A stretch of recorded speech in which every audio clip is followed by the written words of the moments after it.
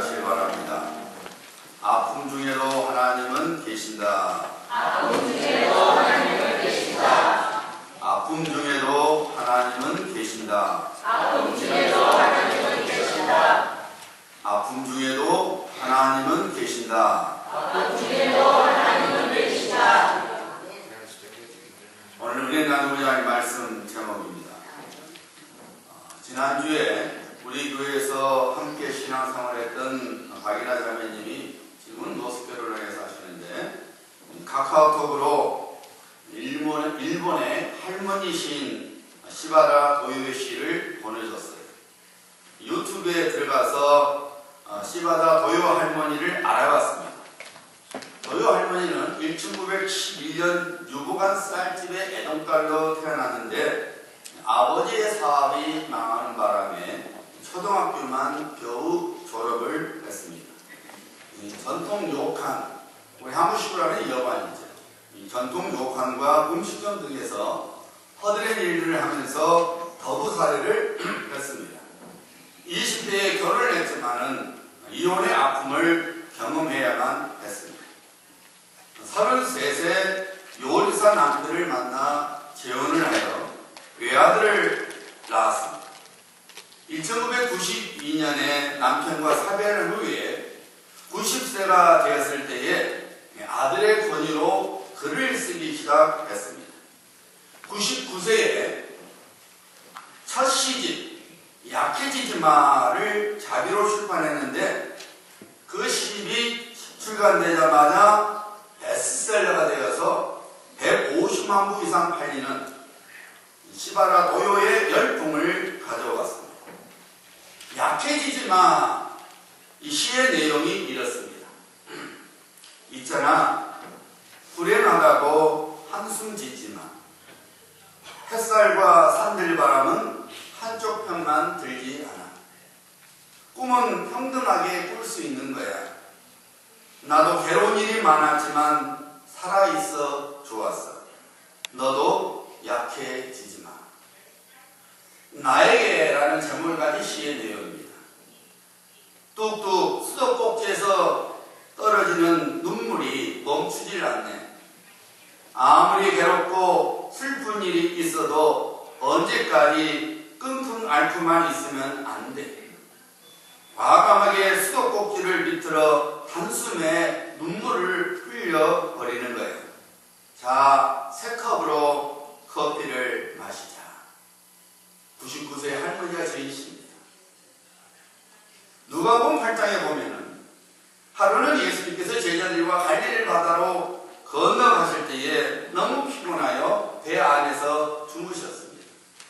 그런데 갑자기 광풍이 불어 배 안에 물이 가득 차게 되었습니다. 제자들이 사색이 되어 예수님을 깨웠습니다. 주여, 주여, 우리가 죽게 되었나이다. 그때 우리 예수님께서 일어나셔서 바람과 물결을 꾸짖으시며 잔잔하게 하신 후에 제자들에게 이렇게 말씀하셨죠. 너희 믿음이 어디 있느냐. 실제로 하루하루를 살아갈 때에 우리 스스로 너희 믿음이 어디 있느냐를 물어볼 수밖에 없는 일들을 만나게 됩니다. 우리는 믿음으로 갖고 살다가 너무 많이 기다려야 하는 것에 그만 지쳐버립니다. 우리는 기도합니다. 그러나 하나님께서 듣지 않으신 것 같습니다. 우리는 하나님을 믿고 의지합니다. 그러나 하나님께서 계속 우리를 실망시키는 것 같습니다. 우리는 하나님의 말씀을 믿습니다. 그러나 하나님의 말씀이 우리 삶 속에서 텅 빈 약속처럼 보입니다. 우리들이 힘써 찾아보지만 아무것도 찾지 못합니다. 문을 애타게 두드려보지만 안에서 아무도 대답하지 않습니다. 아무리 좋게 생각해봐도 하나님께서 우리 삶 속에서 무언가를 행하시지 않는 것 같습니다. 그래서 우리 믿음의 기다림의 약발이 급격하게 떨어집니다. 믿음의 싸움이 격렬해집니다. 그럼에도 불구하고 하나님께서는 매번 늦으실 뿐만 아니라 심지어 아예 나타나시지도 않는 것처럼 느껴집니다. 기다림의 시간이 마냥 길어짐에 따라 우리 영은 지쳐버립니다. 그래서 시편 기자의 고백이 나의 고백이 되고 맙니다. 나의 말이 주께서 언제나 나를 안위하실까 하면서 내 눈이 주의 말씀을 바라기에 피곤하니이다. 다시 이렇게 고백했습니다. 10편 69편 3절입니다. 내가 부르짖음으로 피곤하여 나의 목이 마르며 나의 하나님을 바라서 나의 눈이 쇠하였나이다. 하루하루를 살아가시면서 주여 주여 내가 죽겠나이다 하고 말할 수밖에 없는 상황 혹은 일을 만나시고 계십니다.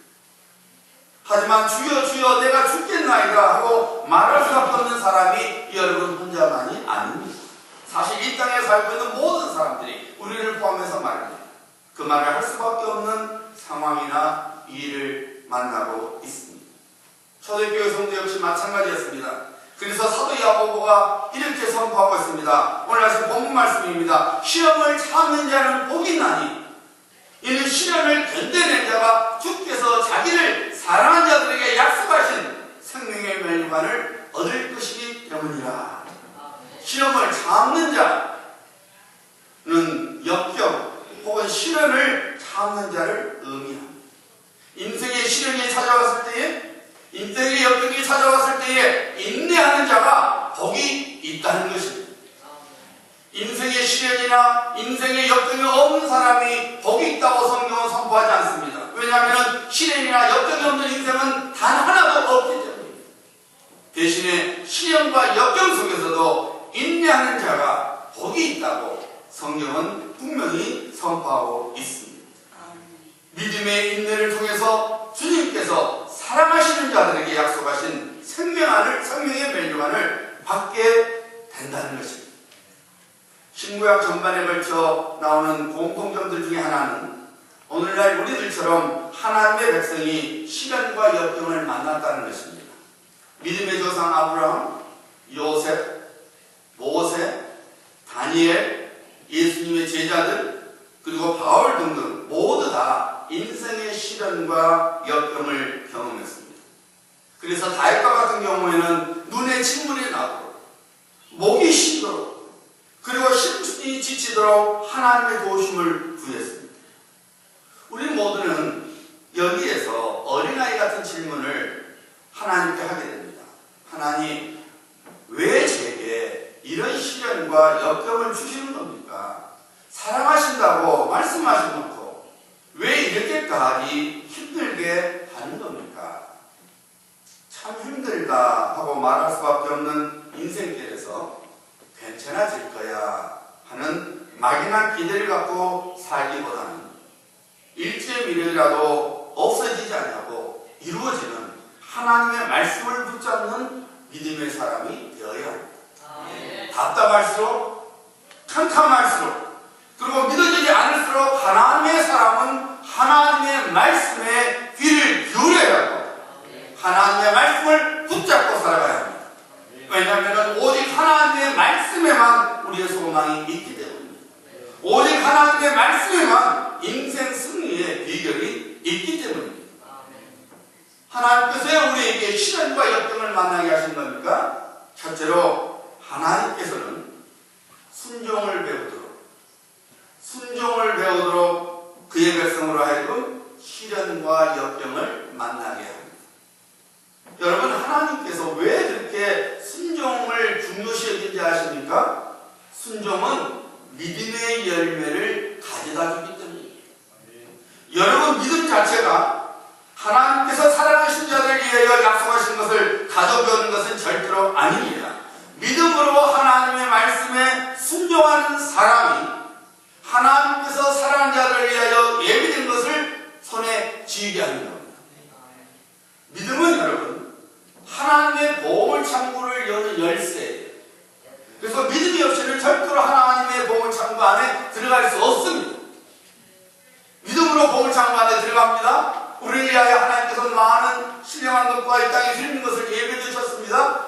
그렇다고 해서 그 안에 있는 보물이 여러분이 것이 되는 것이 아닙니다. 여러분이 손을 뻗어서 예비된 것을 취할 때에 그 보물이 여러분이 되는 것입니다. 여러분의 것이 되는 것입니다. 손을 뻗는 것이 바로 순종입니다. 그래서 믿음과 순종은 자전거의 양바퀴와 같습니다. 항상 함께 다니는 신앙의 내용입니다. 하나님께서 모세를 통해서 이스라엘 백성들에게 이와 같은 깨우침을 주기를 원하셨죠. 신명기 8장 2절입니다. 내 하나님 여호와께서 이 40년 동안에 내게 광야길을 걷게 하신 것을 기억하라. 이는 너를 낮추시며 너를 시험하사 내 마음이 어떠한지 그 명령을 지키는지 지키지 않는지 알려 하심이라. 하나님께서 이스라엘 백성들이 하나님의 말씀에 순종하는 삶을 살아서 약속하신 복 가나안 땅을 차지할 수 있도록 일부러 인생의 역경 즉 광야 생활을 40년 동안 하게 하셨습니다. 우리는 종종 하나님께 이런 항의 아닌 항의를 하죠. 하나님께서는 모든 것을 다 아시는데 굳이 저를 시련에 두게 하실 것이 무엇입니까? 하지만 여러분, 이런 질문은 대단한 착각입니다. 하나님께서 아직도 우리가 누구신지를 몰라서 혹은 우리의 믿음이 어떠한지 몰라서 시련과 역경을 통과하게 하신 것이 절대로 아닙니다. 여러분, 우리가 잘 아시도록 우리 하나님은 전지하신 하나님입니다. 모든 것을 아시는 하나님입니다. 우리들을 속속들이 아시는 하나님입니다. 하나님께서 아직도 우리들에 대하여 잘 모르셔서 좀 알아내시고자 시련과 역경을 만나게 하신 것이 아니라 우리를 하여금 하나님 당신과 하나님의 사랑과 하나님의 능력과 그리고 하나님의 신실하심을 알도록 우리로 하여금 시련과 역경을 만나게 하시는 거예요. 창세기 22장에 보면 하나님께서 아브라함을 시험하셨죠. 모리아산에 올라가서 독자 이삭을 먼저 물로 바치라고 명령하셨습니다. 그 같은 명령을 일찍이 아브라함의 자손을 통해서 큰 민족을 이루게 하시겠다는 하나님의 약속을 마치 무효로 만드는 듯 했죠. 만약 이삭이 죽게 되면 아브라함에 대한 하나님의 약속은 홍수표가 되는 것입니다. 여러분, 하나님께서는 아브라함이 어떻게 하실지 아셨어요. 그러니까 미리 희생제물로 쓸 양을 준비해 주신 것이죠. 아브라함이 순종하실 줄 아셨어요. 그러니까 양을 미리 준비해 둔 겁니다. 그러면 왜 하나님께서 순종하실 줄 알면서도 그 같은 명령을 아브라함에게 하신 거예요? 하나님께서는 그가 알고 계신 것을 아브라함 역시 알기를 원하셨기 때문입니다. 하나님께서는 우리들이 하나님의 뜻을 온전히 순종하는지 혹은 안 하는지 다 아십니다. 하나님이시기 때문에 다 아십니다. 하지만 우리는 하나님이 아니에요. 우리는 우리 역시 알고 있다고 생각하지만 실상은 모르고 있는 거예요. 시험을 당하게 될 때에 우리들이 정말로 하나님 뜻에 순종하는지 혹은 내 뜻대로 살아가고 있는지 그때서야 바로서 알게 되는 거예요. 우리는 평소에는 모든 것이 하나님께로 왔으며 하나님께서 복의 근원이라고 믿고 살아갑니다. 그렇습니까? 그런데 재정의 어려움이 찾아왔을 때에 당장에 돈 쓸 일이 여기저기 팡팡 터질 때에 그때도 여러분이 하나님의 말씀에 순종하여 11조를 드리고 계십니까? 평소에는 하나님께서 예배한 자를 찾으시고 그를 찾은 자를 찾아주신다고 믿고 살아가는데 내 개인적인 일로 바빠지고 세상 일로 마음과 몸이 지쳐서 만사가 귀찮아질 때도 여러분은 여전히 예배와 기도에 열심을 내고 계십니까? 평소에는 하나님을 사랑하듯이 믿음의 형제자매를 사랑해야 함을 알면서도 안다고 하는데 막상 나를 앞서게 하거나 등을 돌릴 때에 그때도 여러분은 여전히 사랑을 놓치지 않고 계십니까? 우리의 믿음의 참된 상태는 인생의 시련과 역경 때에 드러나게 되어 있어요. 평소에는 내 믿음이 아무리 문제가 없는 것 같고 정말로 내가 하나님을 믿고 있는 것 같고 이러지만 인생의 시련과 역경을 만나게 되면 정말로 내가 하나님을 믿고 있는지 정말로 내가 하나님의 뜻에 순종하고 있는지 그때 드러나는 거예요. 그래서 시편이라고 고백하고 있는 거예요. 여호와여 나를 살피시고 시험하사 내 뜻과 내 양심을 단련하소서. 아브라함은 자신이 믿음이 있다고 생각했습니다. 왜냐하면 하나님 말씀대로 갈대아 우르를 떠나서 가나안 땅에 왔기 때문입니다. 늘 제단을 쌓았기 때문입니다. 하지만 실상은 어땠습니까? 하나님께서 약속하신 자식이 오랫동안 소식이 없으니까 하가를 통해서 자신을 보는 불신앙을 드러내고 말았습니다. 흉년이 들자 가나안 땅에 머물러 있으라는 하나님의 말씀을 무시하고 자기 마음대로 자기 뜻대로 애굽으로 내려갔습니다. 인생의 시련과 역경을 통해서 아브라함의 믿음의 참모습이 드러난 것이죠. 아브라함은 그 같은 시험들을 통해서 믿음의 훈련을 받았습니다.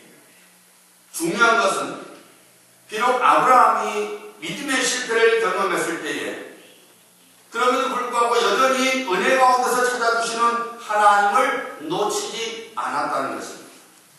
불순종의 길에 머물러 있지 않냐고 순종의 길로 돌아섰다는 것입니다. 그래서 그는 이삭을 희생제물로 바치라는 하나님의 말씀에 순종함으로 참 믿음을 드러낸 것입니다. 그 순종을 통해서 아브라함은 드디어 그를 위해 예배드신 하나님의 복을 받게 되었습니다. 하나님께서 아브라함에게 선포하셨죠. 내가 내 아들 내 독자라도 내게 아끼지 아니었으니 내가 이제야 너가 하나님을 경외한 줄을 아노라. 내가 너에게 큰 복을 주고 내 씨가 크게 번성하여 하늘의 별과 같고 바닷가에 모래와 같게 하리니 또 내 씨로 말미암아 천한 만민이 복을 받으리니 이는 너가 나의 말을 준행하였음이니라. 아멘. 사랑하는 성도님들, 주여 주여 내가 죽겠나이다 하고 부르짖기만 하지 말고 평소에 품었던 믿음으로 하나님의 뜻대로 살아가야 합니다. 믿음으로 순종해야 합니다. 나의 생각과 내 뜻에 순종하는 것이 아니라 하나님의 생각과 하나님의 뜻에 순종하는 것입니다. 우리가 살다 보면 인생 호연을 만나게 됩니다. 사자굴에 던져지는 시련을 만나게 됩니다. 보기만 해도 오금이 저리는 골리앗 앞에 서 있는 시련을 만나게 됩니다. 뜨거운 불목불 속에 던져지는 시련을 만나게 됩니다. 하지만 이런 시련들을 만나도 여러분들이 잊지 말아야 할 것이 있습니다. 그것은 하나님께서 그것들을 허용하셨다는 것입니다. 그것이 하나님의 계획표 안에 있다는 것입니다. 성경 속에 나오는 믿음의 백성들은 그 같은 시련과 역경 속에서도 하나님의 구원을 보았는데 어떻게 보았습니까? 지식적인 믿음이 아니라 감정으로 느끼는 믿음이 아니라 시련과 역경 속에서도 하나님을 인정하고 하나님께만 순종하는 믿음이 하나님의 구원을 보게 만든 것입니다. 인생의 시련과 역경을 통해 하나님께 순종하는 법을 배우는 성도가 주님께서 예비해 두신 멸류관을 받게 됩니다. 두 번째로 하나님께서 하나님의 백성을 하여금 시련과 역경을 만나게 하신 또 다른 목적은 인내하는 그의 자녀로 만들고자 하십니다. 왜냐하면 믿음의 인내가 소망의 열매를 가져오기 때문입니다. 다시 말씀드립니다. 믿음의 인내가 소망의 열매를 가져옵니다. 로마서 5장 2절부터 4절입니다. 또한 예수 그리스도로 말미암아 우리가 믿음으로써 있는 이 은혜의 들감을 얻었으며 하나님의 영광을 바라고 즐거워하느니라. 다만 이뿐 아니라 우리가 환난 중에도 즐거워하나니 이는 환난은 인내를, 인내는 연단을, 연단은 소망을 이루는 줄 알미라. C.S. 루이스는 고통은 하나님의 확성기다라고 말했습니다. 우리 인생의 고통은 내게로 오라 내게로 오라 하는 하나님의 큰 외침이라는 것입니다. 그런데 정말로 우리들은 인생의 고통을 통해서 금방 하나님의 음성을 듣게 됩니까? 오히려 우리는 배신감을 느끼게 되어 욕처럼 말하고 싶어 죽을 지경이지요. 내가 앞으로 가도 그가 아니 계시고 뒤로 가도 보이지 아니하며 그가 왼쪽에서 일하시나 내가 만날 수 없고 그가 오른쪽으로 돌이키시니 배울 수가 없구나. 내가 복을 받았더니 화가 왔고 광명을 기다렸더니 흑암이 왔구나. 마음이 들끓어 고요함이 없구나. 환난 날이 내게 임하였구나. 하박국 선지자 역시 동일한 심정으로 이렇게 부르짖었습니다. 여호와여, 내가 부르짖어도 주께서 듣지 아니하시니 어느 때까지니까? 강포로 말미암아 외쳐도 주께서 구원하지 아니하시나이다. 사랑하는 성도님들, 급한 마음으로 결론부터 말씀해 볼까요? 성경 속에서 믿음의 기다림, 즉 인내하는 신앙을 통해서 하나님의 구원을 보지 못하고 인생 실패 혹은 망한 자가 한 명이라도 있던가요? 욥이 망했습니까? 하박국 선지자가 망했습니까? 다윗이 망했던가요? 요셉이 망했습니까? 인내하는 신앙을 가진 하나님의 사람은 단 한 명도 하나님의 구원을 보지 못한 자가 없었습니다. 오늘날에도 마찬가지입니다. 인내하는 신앙은 하나님 안에서 품고 있는 소망을 이루게 합니다. 그래서 하나님께서는 우리의 부르짖음에도 우리의 울음에도 그리고 우리의 고통에도 침묵하십니다. 하나님의 백성이 인내하는 신앙인이 되어서 하나님의 구원과 복을 받기에 합당하도록 우리로 하여금 기다리게 하십니다. 하나님께서는 그의 자녀들인 우리들이 온전히 하나님께만 소망을 두고 살아가기를 원하십니다. 하나님께서는 우리들이 온 마음으로 하나님만을 인생의 소망으로 믿고 살아가기를 소원하십니다. 그래서 시련과 역경을 통하여 심주가 굳은 하나님의 사람으로 세우십니다. 어떻게 심주가 굳은 하나님의 사람이 될 수 있습니까? 기다림, 즉 인내를 통해서입니다. 하나님께서는 스가랴 선지자를 통하여 말씀하셨지요. 갇혀 있으나 소망을 품은 자들아, 너희는 요새로 돌아올지니라. 내가 오늘도 이르노라. 내가 너에게 갑절이나 갚으리라. 지금은 당장 포로의 삶으로서 소망이 없는 듯하게 보여도 여전히 하나님을 소망으로 삼고 하나님께 머물러 있으면 하나님께서 온전히 하나님의 백성을 회복시켜 주시겠다는 약속의 말씀입니다. 시련과 역병으로 인해 하나님께서 보이지 않을 때, 그리고 그의 음성이 들리지 않을 때에 우리는 의심하며 낙심하며 그리고 심지어 절망에 이르기도 하지만은, 그렇다고 해서 우리가 느끼는 대로 하나님께서 우리를 잊고 계시거나 떠나 계신 것은 절대로 아닙니다. 여전히 우리의 아픔 중에도 하나님은 우리와 함께 계십니다. 하나님께서는 우리가 강하고 담대해져서 그의 구원을 볼 수 있도록 영적 영양분을 공급해 주시사 우리 믿음의 뿌리를 견고하게 만들어 주십니다. 대나무라는 작물을 가진 동영상을 봤습니다. 배를 보기 위해서 씨를 뿌립니다. 물과 거름을 줍니다. 하지만 1년이 돼도 싹이 나오지 않습니다. 2년째도 싹이 나오지 않습니다. 아무런 변화가 없는 것이죠. 하늘을 닿는 대리고기를 원해서 씨를 뿌렸는데 1년이 지나도 2년이 지나도 아무런 것도 나오지 않는 거예요. 3년차가 되면 드디어 죽순이 나오지만 애게게라고 말할 수밖에 없을 정도로 아주 작게 나옵니다. 4년째에 죽순의 크기는 고작 30cm밖에 안 됩니다. 4년 동안 키웠는데 죽순이 30cm밖에 안 되면 얼마나 실망되겠습니까? 그런데 5년째부터 하루에 1m씩 대나무가 크기 시작합니다. 이때부터 대나무는 폭발적인 성장을 하게 되어서 하늘을 향하여 치솟는 기다란 대나무가 되는 것입니다.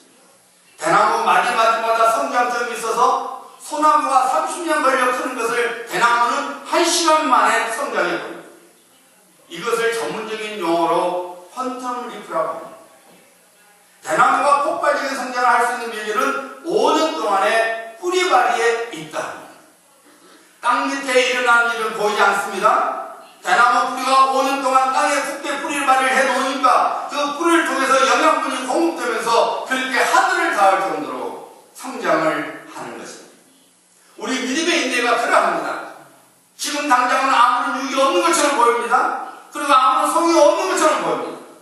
믿음의 뿌리가 뻗어 내려가는 것이 바로 기다림, 인내입니다. 믿음의 뿌리가 든든해지면 그때 폭발적으로 우리는 소망의 열매를 반드시 보게 됩니다.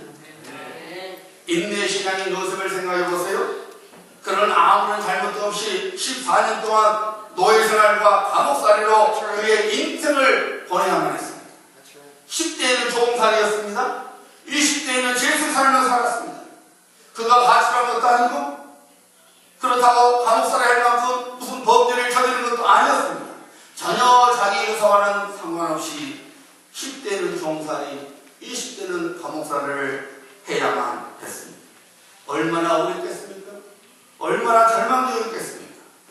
하지만 창세기로 된 요셉의 인생을 살펴보면 그는 단 한 번도 불평하거나 낙심하거나 그리고 하나님께 등을 돌리지 않았습니다.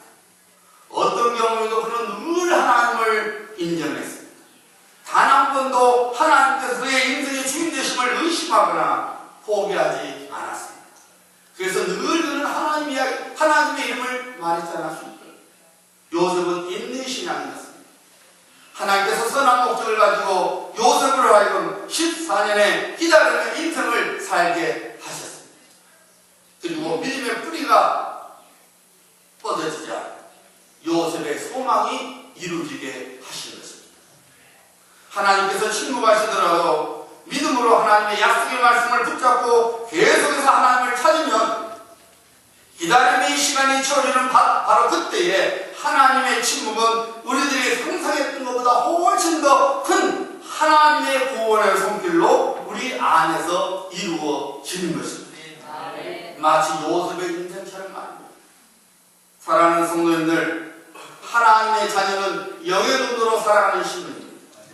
성도는 눈에 보이는 것을 쫓아가는 것이 아니라 눈에 보이지 않는 것을 쫓아가는 신분입니다.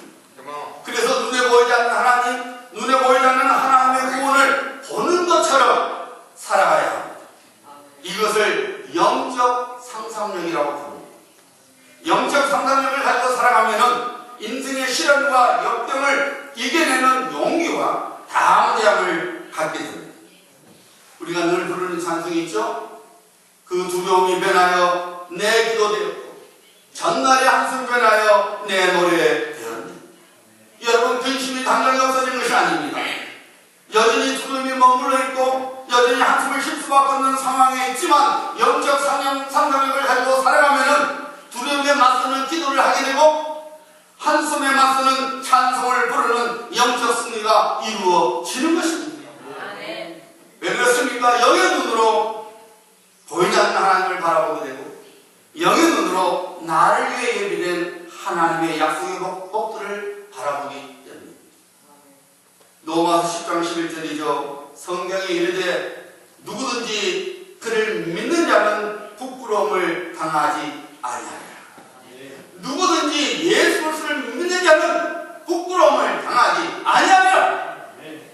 하나님께 소망을 두고 살아가는 믿음의 사람은 결단코 실망의 인생으로 끝나지 않습니다. 하나님의 구원을 믿고 기다리는 믿음의 사람은 결단코 눈물과 실패의 인생으로 끝나지 않습니다. 좋으신 하나님께서 눈물을 닦아주시는 날이 반드시 찾아옵니다. 내가 잃어버린 것을 갑절로 채워주시는 하나님의 상급을 반드시 받게 됩니다. 우리는 인생을 살아갈 때에 하나님 아픕니다 하고 말할 수밖에 없는 시련과 역경을 만나게 됩니다. 비록 그 형태나 크기 정도는 각각 다르겠지만은 우리가 상처를 입어 하나님 아픕니다 하고 말할 수밖에 없는 것은 똑같습니다. 성경 속에 나오는 모든 믿음의 사람들 역시 우리들처럼 하나님 아픕니다 하고 말할 수밖에 없는 인생을 살았습니다. 사도 바울이 이런 고백을 했죠. 고린도교회를 향한 이런 고백했습니다. 우리는 우리 자신이 사형 선고를 받은 줄 알았으니 이는 우리로 자기를 의지하지 말고 오직 죽은 자를 다시 살리시는 하나님만 의지하게 하시니라. 사도 바울이 어떤 일을 경험했습니까? 마치 사형 선고를 받는 것처럼 무서운 시련과 무서운 역경을 만났다는 것입니다. 그런데 사도 바울은 그 무서운 시련과 역경 속에서 왜 그것을 사도 바울이 그런 역경을 만나야 하는지 하나님의 목적을 알았다는 것입니다. 그래서 그가 뭐라고 했습니까? 우리로 자기를 의지하지 말고, 우리 자신을 의지하지 말고 오직 죽은 자를 다시 살리시는 하나님만 의지하게 하십니다. 하나님만 바라보라고, 하나님만 의지하라고, 하나님께만 소망 두고 살으라고 마치 사형 선고를 받은 것 같은 그런 인생의 고난을 하나님께서 허용하셨다는 것입니다. 히브리서 10장 36절은 선포하죠. 너희에게 인내가 필요하면 너희가 하나님의 뜻을 행한 후에 약속하신 것을 받기 위함이라. 사랑하는 성도님들, 인생의 아픔은 그냥 있는 것이 아닙니다. 인생의 시련과 역경이 전혀 의미가 없는 것이 아닙니다. 하나님께서는 인생의 시련을 통해서 우리로 하여금 순종하는 법과 인내하는 법을 배우라고 말씀하십니다. 왜냐하면 순종과 인내가 믿음의 결과, 즉 하나님의 구원과 복을 가져오기 때문입니다. 그래서 오늘도 선포합니다. 시험을 참는 자는 복이 있나니 이는 시련을 견뎌낸 자가 주께서 자기를 사랑하는 자들 위하여 약속하신 생명의 멸류관을 얻을 것이기 때문이라. 앞서 말씀드린 시바라 도요 할머니가 쓴 시로 설교를 마치고자 합니다. 화장이라는 제목이 있습니다. 저는 이 시기가 제일 좋더라고요. 화장입니다. 아들이 초등학생 때 너희 엄마 참 예쁘시다고 친구가 말했다고 기쁜 듯 얘기한 적이 있어. 그 후로 정성껏 97 지금도 화장을 하지. 누군가에게 칭찬받고 싶었어요. 하나님께서 누구에게 너 참 예쁘다 하고 칭찬해 주실까요? 하나님께서는 우리를 위한 분명한 계획과 목적을 갖고 계신 것을 믿고 믿음으로 하나님의 말씀에 순종하고 믿음으로 하나님께 소망을 두고 기다리는 희남으로 살아가는 사람을 칭찬하십니다. 어린아들 친구가 예쁘다고 칭찬해 주어 97의 나이에도 정성껏 화장을 한 도요 할머니처럼 하나님의 칭찬을 받도록 우리 역시 97살까지 순종과 인내의 신앙으로 살아가야 되지 않겠습니까? 이 귀한 신앙으로 살아가셨어요. 주님께로부터 약속하신 생명의 멸류관을 받으시는 성도님들 되시기를